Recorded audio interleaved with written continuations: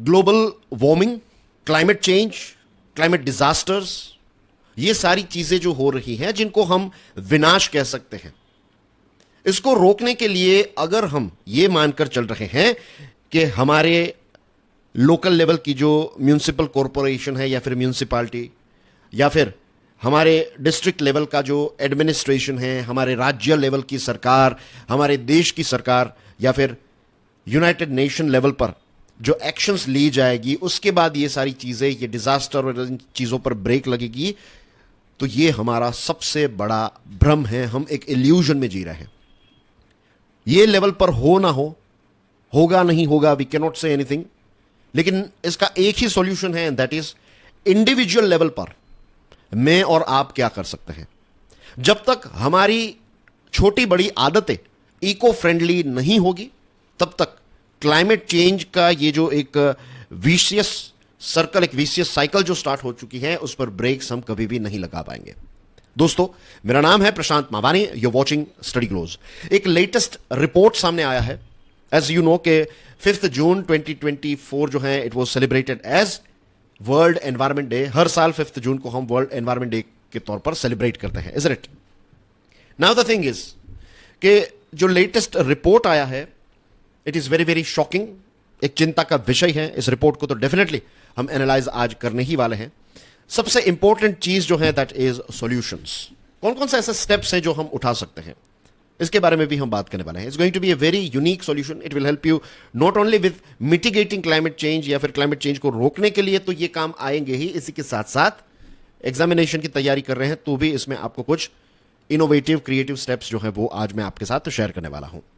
दोस्तों, आज का जो इकोनॉमिक टाइम्स है, अगर आज का इकोनॉमिक टाइम्स आपके लिए एक्सेसिबल है तो जो फर्स्ट पेज है उसमें आप पढ़िएगा। एक रिपोर्ट आया है, इंडिया इंक, जो इंडिया की बड़ी बड़ी कंपनीज हैं, इंडिया इंक जिसको हम कहते हैं, तो इंडिया इंक की जो कंपनीज का एक एनालिसिस किया गया। प्राइम डेटाबेस नाम की एक कंपनी है, तो इसने यह बताया है कि 1000 जो बड़ी बड़ी कंपनीज है इंडिया इंक की, उसमें से 122 ऐसी हैं जिन्होंने एनवायरमेंटल इंपैक्ट असेसमेंट्स करवाए हैं।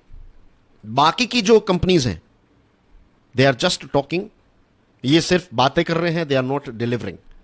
कथनी और करनी में बहुत बड़ा डिफरेंस है, they need to walk the talk. तो आज के ही इकोनॉमिक टाइम्स का फर्स्ट पेज जो है, उसमें ये एक रिपोर्ट सामने आया है। दूसरा जो रिपोर्ट है जिसके बारे में हम बात करने वाले हैं, जो लेटेस्ट अपडेट्स हैं, that is associated with world Environment day. United Nations के सेक्रेटरी जनरल एंटोनियो गुटरेस साहब ने जो स्पीच दी है, उसमें उन्होंने वर्ल्ड मीट्रियोलॉजिकल ऑर्गेनाइजेशन का जो रिपोर्ट है इसको कोट किया है। WMO जो है उसका कहना यह है कि जो पेरिस क्लाइमेट एकॉर्ड में हमने तय किया था, दुनिया ने तय किया था कि जो ग्लोबल एवरेज ग्लोबल टेम्परेचर जो है इसको 1.5 डिग्री सेल्सियस हम क्रॉस नहीं होने देंगे, पूरी कोशिश करेंगे। ये जो टारगेट रखा था, अब WMO कहता है कि 80% चांसेस हैं कि ये जो टारगेट है इसको हम सरपास कर जाएंगे, इसको क्रॉस कर जाएंगे, यानी कि एवरेज ग्लोबल टेम्परेचर जो है ये 1.5 डिग्री सेल्सियस से ज्यादा हो जाएगा, and that also in next 5 years. United nation की ये वेदर एजेंसी जो WMO है, उसने कहा है कि 2024 से 28 के बीच में इट इज एक्सपेक्टेड कि जो global mean near surface temperature जो है ये 1.1 डिग्री सेल्सियस से 1.9 डिग्री सेल्सियस के बीच में हो सकता है, कंपेयर टू इंडस्ट्रियल एरा की जब शुरुआत हुई। तो उस समय पर जो एवरेज टेम्परेचर था उससे 1.5 डिग्री सेल्सियस को हम क्रॉस कर जाएंगे, and this is a very very serious thing. It is not something कि भाई सिर्फ 1.5 डिग्री सेल्सियस से क्या होगा। याद रखिए, जो शब्द यूज होता है that is average global temperature. ये एक एवरेज है पूरे ग्लोब की। कुछ जगहों पर 6 डिग्री सेल्सियस भी ज्यादा हो सकता है। तो जस्ट इमेजिन, जहां पर ऑलरेडी 48 तक पहुंचता था, और अगर वहां पर +6 आप कर दीजिए तो we are talking about 54 degree Celsius. तो क्या होगी वहां की हालत। एनीवेज, ये जो एक हार्ड टारगेट 1.5 डिग्री सेल्सियस का है, अगर हम इस पर्टिकुलर टारगेट को अचीव नहीं करते हैं, या फिर ये 1.5 डिग्री सेल्सियस से टेम्परेचर कम हम नहीं रख पाए, अब तो 80% चांसेस ऐसे कि इसको क्रॉस कर जाएंगे, तो बर्बादियां ही बर्बादियां हैं। और ये टारगेट जो है, जैसे मैंने स्टार्टिंग में बताया, 2015 में पेरिस एग्रीमेंट के दौरान, और इसके बाद जो inter governmental panel on climate change है, IPCC ने 2018 में इस बात को एक्सेप्ट किया था कि 1.5 डिग्री सेल्सियस से टेम्परेचर हमें कम रखने की पूरी कोशिश करनी है। अगर हम नहीं करते हैं तो एक्सट्रीम क्लाइमेट इवेंट्स, जिसमें ज्यादा heat waves, intense heat waves और फ्रीक्वेंट हीट वेव्स। जो सूखा है वो बढ़ने लगेगा, जहां पर बारिश होगी बहुत ज्यादा बारिश होगी, floods and things like that. Sea level temperature और सी लेवल का राइज होगा और ओशियन जो है वो ज्यादा एसिडिक हो जाएगा। और 1.5 डिग्री सेल्सियस को डिफेंस लाइन कहा जाता है। It is a defence line. इसको क्रॉस करना, that means you are entering into, मान लीजिए दिस इज 1.5 डिग्री सेल्सियस, तो अगर इसको क्रॉस करते हैं तो हम एक बहुत ही डेंजरस जोन की तरफ आगे बढ़ते हैं। और उसके बाद की जो लाइन है that is 2 degree Celsius. 2 degree Celsius जो है it is a tipping point. Tipping point का मतलब ये होता है कि मान लीजिए कोई एक ग्राफ है, तो मान लीजिए this is a tipping point here. तो आपने अगर लेट्स से आप धीरे धीरे करके यहां तक पहुंच गए, लेकिन एक बार आपने इसको क्रॉस किया, उसके बाद जो ग्रोथ है it's not going to be धीरे धीरे, it's going to be in a skyrocket style. और 2 डिग्री सेल्सियस को क्रॉस किया, ये टिपिंग पॉइंट को क्रॉस किया, उसके बाद जो चेंजेस होंगे ना, they are going to be irreversible. फिर हम चीजों को कभी भी बैक टू नॉर्मल नहीं कर पाएंगे। 1.5 डिग्री सेल्सियस के नीचे रखना it is important for economic impact as well. Economic impact को मिटिगेट करने के लिए, कम करने के लिए, क्योंकि देखिए अगर कई जगहों पर ज्यादा बारिश होगी तो फिर खेतीबाड़ी को नुकसान होगा, सिटीज जो हैं उसमें बहुत ज्यादा बर्बादी होगी। सूखा पड़ेगा तो भी वैसे ही सिचुएशन होगी, ज्यादा साइक्लोन्स होंगे, ज्यादा इस प्रकार के डिजास्टर्स होंगे। तो हर जगह पर यू विल फाइंड के और ज्यादा खर्च होगा, डिस्ट्रक्शन ज्यादा होगा, उसको फिर से रीबिल्ड करने में खर्च होगा, फिर लोगों पर जो इंपैक्ट होगी। ओशन इंपैक्ट्स की बात करें तो सी लेवल जब राइज होता जाएगा, इंक्रीज होता जाएगा, तो कोस्टल फ्लडिंग्स बढ़ेंगे, इरोजन होगा, और इसी के साथ साथ ह्यूमन और इकोलॉजिकल सिस्टम पर इसकी इंपैक्ट आएगी। जस्ट इमेजिन वे सारे आइलैंड नेशंस, राइट, जिन्होंने कोई मींस उनका कंट्रीब्यूशन इतना है ही नहीं, ना के बराबर कंट्रीब्यूशन है, तो इनकी पूरा जो कल्चर है, सोसाइटी है, किसी और देशों के इश्यूज की वजह से, किसी और देशों के बैड कल्चर की वजह से, ये सारे जो आइलैंड नेशंस हैं ये डूबने लगेंगे। और दुनिया के सबसे बड़े शहर जो हैं वो आपको कहां पर देखने को मिलते हैं? ज्यादातर जो हैं वो आपको कोस्टल सिटीज, आप देख लीजिएगा। तो कोस्टल सिटीज जैसे कि फॉर एग्जांपल हमारा मुंबई है, चेन्नई है, लंदन, न्यूयॉर्क के अंदर so many, I can go on and on. तो ये सारे जो अलग अलग बड़े बड़े शहर हैं जो ग्रोथ इंजिन्स माने जाते हैं नेशनल और रीजनल और ग्लोबल इकोनॉमी के, अगर यहां पर कोस्टल फ्लडिंग होने लगेगा, अगर ये डूबने लगेंगे, तो फिर सिचुएशन क्या होगी? जस्ट इमेजिन, लाखों करोड़ों लोग जो हैं उनका जीवन बर्बाद हो जाएगा। और थोड़ा अगर आपको सेल्फ स्टडी करना है तो check out the situation of Jakarta, Indonesia जो है उसका जकार्ता कैपिटल, देखिए उसकी हालत क्या होने लगी है।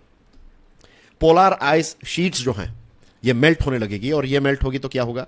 अगेन सी लेवल जो है ये मल्टी मीटर में राइज होगा, और एंटार्क्टिक आइस शीट जो है ये इनस्टेबल हो जाएगी, और जो ग्रीनलैंड की आइस शीट है ये इरिवर्सिबल लॉस इसका होगा if you cross just 1.5 degree Celsius. Biodiversity और इकोसिस्टम की बात करें तो मराइन बायोडाइवर्सिटी, फिशरीज, इसके साथ साथ ओशियन जो है इसका टेम्परेचर और एसिडिटी जो है वो काफी ज्यादा बढ़ जाएगी। Human as well as marine ecosystem और इन जनरल इकोसिस्टम जो है, इसकी बहुत सारी स्पीसीज जो हैं वो डायरेक्टली इसके खतरे में हैं। ज्यादा लोग जो हैं वो क्लाइमेट चेंज की वजह से जो एक्सट्रीम हीट वेव्स हैं इसकी डायरेक्ट चपेट में आएंगे, और 65 मिलियन लोग जो हैं उनको हम बचा सकते हैं if we arrest this rise in temperature. Europe से जो डेटा मिला है दोस्तों वो ये है, ईयू का जो क्लाइमेट सर्विस है, तो उसने कहा है कि मई 2024 जो है वो अभी तक का यूरोप का सबसे हॉटेस्ट में महीना रहा है। कोपरनिकस क्लाइमेट चेंज सर्विस जो है उसका कहना है कि ये जो एवरेज टेम्परेचर रहा मई महीने का that is 15.9 degree Celsius, right. So this is bit too much for Europe. Just imagine के अब सिचुएशन जो है वो कैसी, मीन्स आप देखिए यूरोप को जनरली हम ठंड के साथ एसोसिएट करते हैं, अब वहां पर मई महीना जो है वो अभी तक का सबसे हॉटेस्ट होने लगा है। आगे बढ़े उससे पहले सॉल्यूशंस तो हम डिस्कस करने ही वाले हैं, उससे पहले I would like to add here कि अगर भगवान ना करे कभी ऐसा हो, लेकिन 2 डिग्री सेल्सियस को अगर हमने क्रॉस किया तो एक्सट्रीम हीट इवेंट्स जो है जैसे कि हीट वेव्स जो है ये और ज्यादा फ्रीक्वेंट और ज्यादा सीवियर हो जाएगी, और जो मोर्टालिटी रेट है ये इतना ज्यादा बढ़ जाएगा कि हम कभी सोच भी नहीं पाएंगे। और क्रॉप लॉसेस, बहुत सारे क्रॉप्स जो हैं, जो खाने पीने की शॉर्टेज हो जाएगी। ड्राउट्स की बात करें, सूखे की बात करें, तो ड्राउट्स अभी बहुत सारी जगहों पर हमें देखने को मिल रहे हैं, लेकिन ड्राउट्स का जो पीरियड है ये और ज्यादा लंबा हो जाएगा, क्रॉप प्रोडक्शन डाउन होगा, वाटर अवेलेबिलिटी जो है डाउन हो जाएगी। इस पृथ्वी पर सर्वाइव करना जो है वो नियरली इम्पॉसिबल सा होने लगेगा if we cross 2 degree Celsius, that is a tipping point. Sea level का बारे में ऑलरेडी मैंने आपको बताया, ये इतना ज्यादा बढ़ जाएगा कि बहुत सारे आइलैंड्स, बहुत सारे सिटीज जो हैं वो हमेशा हमेशा के लिए डूब जाएंगे। और जो पोलर आइस हैं, आप समझ लीजिए कि 2 डिग्री सेल्सियस को जब हम क्रॉस करेंगे तो जो आइस है उसका मेल्ट होने का जो रेट है, उसकी जो पेस है, उसकी स्पीड जो है वो बहुत फास्ट हो जाएगी। और अगर 3 डिग्री सेल्सियस को हमने क्रॉस किया तो जो आर्टिक ओशन है ना, it will become ice free, वहां पर बर्फ रहेगा ही नहीं। तो जस्ट इमेजिन कि उस समय पर कितने सारे देश जो है वो डूब जाएंगे। इकोसिस्टम पर यह इंपैक्ट आएगी कि 44% जितने एनिमल्स जिनको बैकबोन रहता है, जो रीढ़ की हड्डी वाले हैं, बैकबोन वाले जो एनिमल्स हैं, ऐसे 44% जो हैं उनकी पॉपुलेशन में एक बहुत बड़ी गिरावट आएगी और बहुत सारी ऐसी स्पीसीज जो हैं वो हमेशा हमेशा के लिए एक्सटिंक्ट हो जाएगी। Economic consequences, again I don't have to go into details, but एक आंकड़ा अगर आपको दूं तो 8% ड्रॉप आएगा ग्लोबल जीडीपी में। अभी 2%, 3% जितना भी ग्लोबल जीडीपी का ग्रोथ होता है तो हम कहते हैं बहुत बड़ी बात है। जस्ट इमेजिन कि 8% का अगर ड्रॉप आएगा तो दुनिया की क्या हालत होगी in terms of economy. Human health और कॉन्फ्लिक्ट की बात करें, चलिए हम दूसरे स्पीसीज को लेकर उतने ज्यादा अगर सेंसिटिव नहीं रहे हैं तो हम खुद के बारे में तो चिंतित हो सकते हैं ना। और ये सारी चीजें कोई फिक्शन नहीं है, this is a fact. Diseases इतने ज्यादा बढ़ जाएंगे, ये कोविड जो है, कोविड-19, ये तो कुछ नहीं है। बहुत सारे ऐसे डिजीजेस जो हैं वो क्लाइमेट चेंज की वजह से होंगे, और खाने पीने की चीजें, पानी की शॉर्टेज, ये सारी चीजों की वजह से कॉन्फ्लिक्ट भी काफी ज्यादा बढ़ जाएंगे।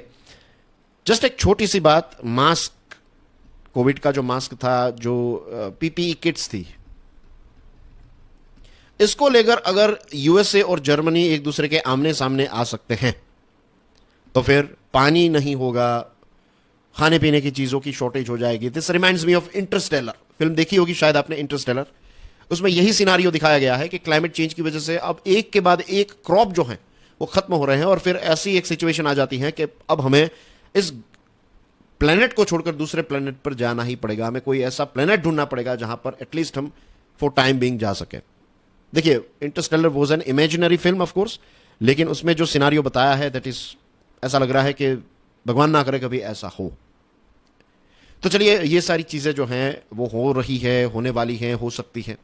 अब इसको रोकने के लिए कोई सॉल्यूशंस तो चाहिए। What are the best solutions? आज की जो हमारी डिस्कशन है उसमें जो सॉल्यूशन है, आई वुड से, जो स्टार्टिंग में मैंने आपको बताया कि हम, आई एम नॉट सेइंग कि government is not working, I am not saying UN चिंतित नहीं है, लेकिन हम उनकी राह नहीं देख सकते। We have to take action from today itself. तो इसमें जो ह्यूमन या फिर ह्यूमैनिटी का जो रूट है, उसका जो कोर है, उससे मुझे लगता है कि कोई बदलाव आ सकता है। सबसे बड़ी चीज है अहिंसा, नॉन वायलेंस। बहुत सारे अलग अलग धर्मों में, और भारत का जो कल्चर रहा है, तो पतंजलि जो है, ऋषि पतंजलि ने भी नॉन वायलेंस को फर्स्ट यम कहा है। और वे सारी इंडस्ट्रीज जो पॉल्यूशन कर रही है उनको भी सपोर्ट करना, चाहे आप उनके शेयर्स खरीद रहे हो, चाहे आप उनके प्रोडक्ट्स खरीद रहे हो, directly indirectly we all are supporting violence. जितनी भी पॉल्यूटिंग इंडस्ट्रीज हैं उनको रोकना पड़ेगा। उनके प्रोडक्ट्स अगर हम लेना बंद करेंगे, that is also non violence. सोचिएगा इसके बारे में। दूसरा जो हमारे देश का कल्चर रहा है, दैट इज, हम अलग अलग जो एलिमेंट्स हैं, 5 एलिमेंट्स के बारे में तो आपको पता ही है। तो जो जल है उसको हम जल देव कहते हैं, वायु को वायुदेव कहते हैं, राइट। अब देखिए, अगर आप किसी पूजा में बैठते हैं तो क्या पूजा में हम टॉयलेट का पानी इस्तेमाल करते हैं? नहीं। गटर का पानी इस्तेमाल करते हैं? नहीं। तो फिर हम ऐसी नदियों का भी पानी इस्तेमाल नहीं कर सकते जिसमें जो सिवेज है उसको डंप किया जाता है। फिर हम ये भी मानते हैं कि सारी चीजें जो हैं, बहुत सारे अलग अलग धर्मों में ये कॉमन चीज देखने को मिलेगी कि ये पूरी कायनात, ये पूरी दुनिया, ये सृष्टि, ये पूरा जो वर्ल्ड है, ये किसने बनाया है? प्रभु ने बनाया है, गॉड ने बनाया है। तो divine element is there in everything, चाहे वो पत्थर हो, चाहे वो एक हिरन हो, चाहे कोई एक पेड़ हो, चाहे कोई छोटा बच्चा हो, राइट। तो हर एक में एक डिवाइन एलिमेंट है। हर एक की रक्षा करना जो है वो हमारी एक रिस्पॉन्सिबिलिटी है। और इसी के साथ साथ वन हेल्थ जो है उसका भी एक कॉन्सेप्ट है, साइंटिफिक पॉइंट ऑफ व्यू से देखें तो वन हेल्थ में यही है कि हम सब जो है वो एक दूसरे के साथ एसोसिएटेड हैं। देन करुणा। मीट और फैशन इंडस्ट्रीज, ये 2 सबसे बड़ी इंडस्ट्रीज हैं when it comes to environmental destruction and pollution. सबसे बड़े जो कंट्रीब्यूटर्स हैं तो ये 2 इंडस्ट्रीज हैं। यूनाइटेड नेशन जो है वो कहती है कि meat industry is the single greatest contributor to climate change. Yale university जो है उसका लेटेस्ट डेटा यह कहता है कि अगर हम प्लांट बेस्ड डाइट्स की तरफ आगे बढ़ते हैं तो it is good, because plant based diets जो हैं they produce 75% less heat trapping gas, generate 75% less water pollution and uses 75% land than meat rich diets. तो सॉल्यूशन यही है, इंडिविजुअल लेवल पर हम अपनी लाइफस्टाइल को चेंज करें. हमारी हैबिट्स जो हैं वो जब तक सस्टेनेबल नहीं होगी, इको फ्रेंडली नहीं होगी, तब तक डिस्ट्रक्शन चलता ही रहेगा. और जो सबसे बड़ा लेसन हम सीख सकते हैं that is from trees. Trees को प्लांट भी करना चाहिए, चाहे छोटे पौधे हों चाहे बड़े पेड़ हों, right. We need to plant more trees. पेड़ हमें, हम लिखते थे ना वृक्ष की आत्मकथा, या फिर वृक्ष पर हम ऐसे लिखते थे जब हम स्कूल में थे.